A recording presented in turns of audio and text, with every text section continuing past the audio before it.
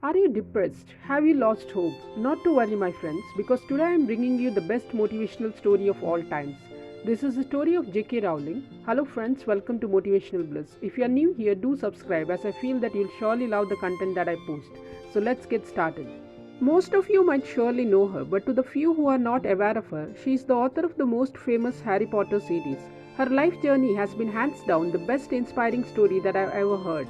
Now, if you're wondering why do I consider her story as the best motivational story of all times, for me, any story to be inspiring, the struggles in the story should be relatable, and hers surely is. And after listening to her life story, you too would fully agree with me. Although she writes under the pen name J.K. Rowling, her name was John A. Rowling. John A. Rowling was born on 31st July 1965 in 8 Gloucestershire to Anne, a science technician, and Peter James Rowling, a Rolls-Royce aircraft engineer. Rowling said that her teenage years were unhappy. Her home life was complicated by her mother's diagnosis with multiple sclerosis and a strained relationship with her father, with whom she was not on speaking terms. Rowling later said that she based the character of Hermione Granger on herself when she was 11. Rowling earned a BA in French and Classics at the University of Exeter.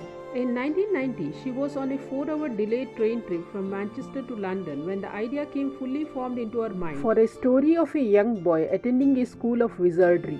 When she reached her Clapham Junction flat, she began to write immediately.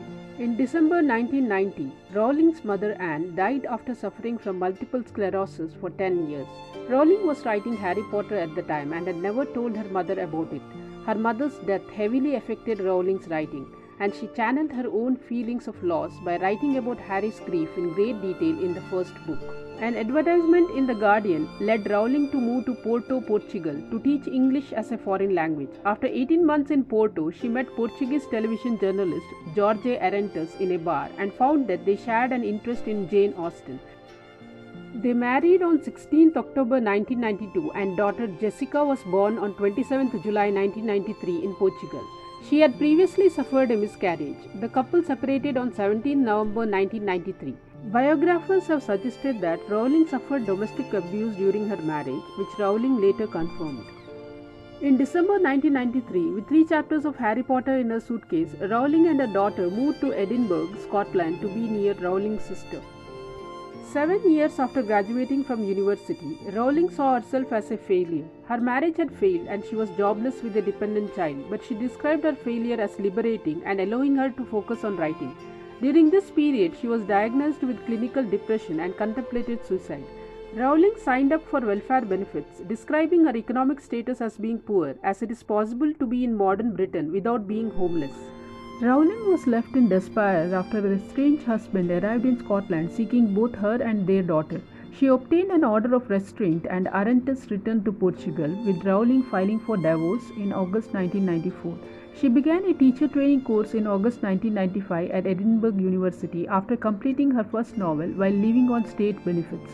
She wrote in many cafes wherever she could get Jessica to fall asleep. In 1995, Rowling finished her manuscript to Harry Potter and the Philosopher's Stone. The book was submitted to 12 publishing houses, all of which rejected the manuscript. A year later, she was finally given the green light by editor Barry Cunningham from Bloomsbury, a publishing house in London. The decision to publish Rowling's book owes much to Alice Newton, the 8-year-old daughter of Bloomsbury chairman, who was given the first chapter to review by her father and immediately demanded the next.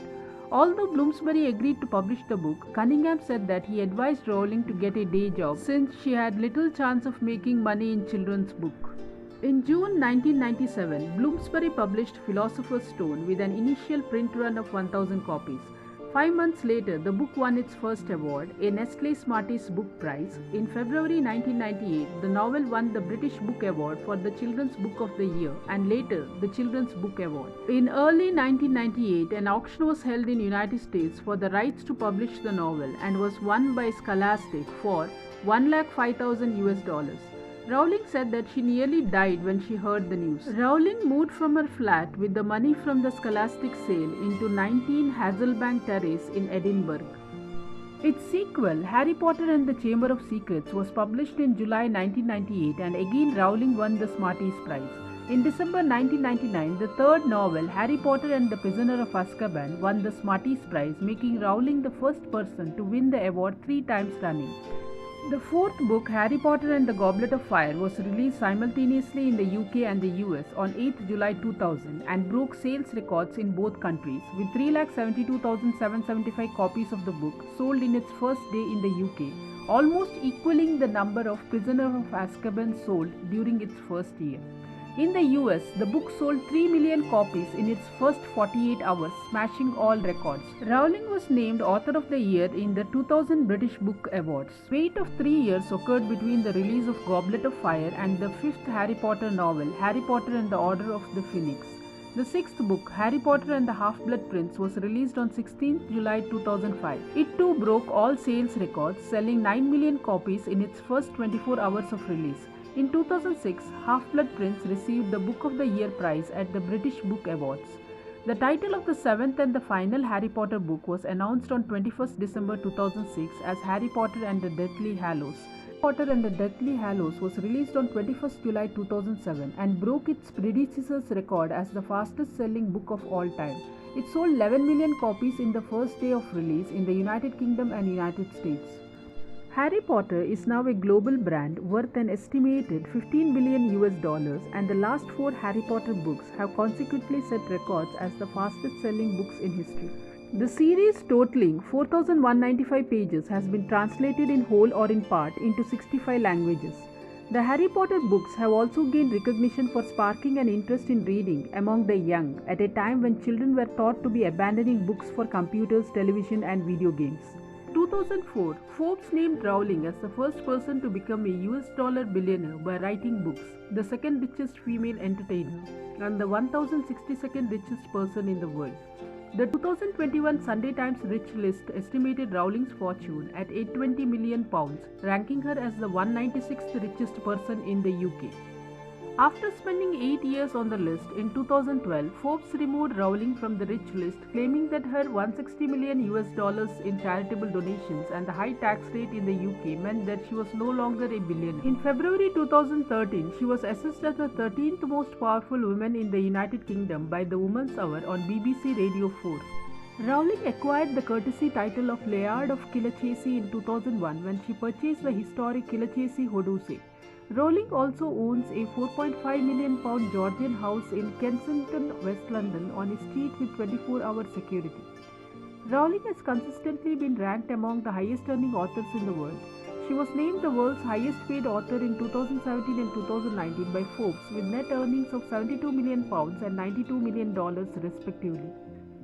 You might have read many inspirational stories, but J.K. Rowling's story is unparalleled, as her journey is, in addition to being inspiration and motivation, is also very heartwarming. Her story acts as a medicine to wounded hearts, as if she is whispering to us, if I can do, so could you too. So friends, get up and don't give up. Keep saying to yourself, the destination is beautiful, but the journey is even more beautiful. Hope you loved the video, my friends. If you did, please like, share and subscribe. Also, do not forget to leave your valuable comments below.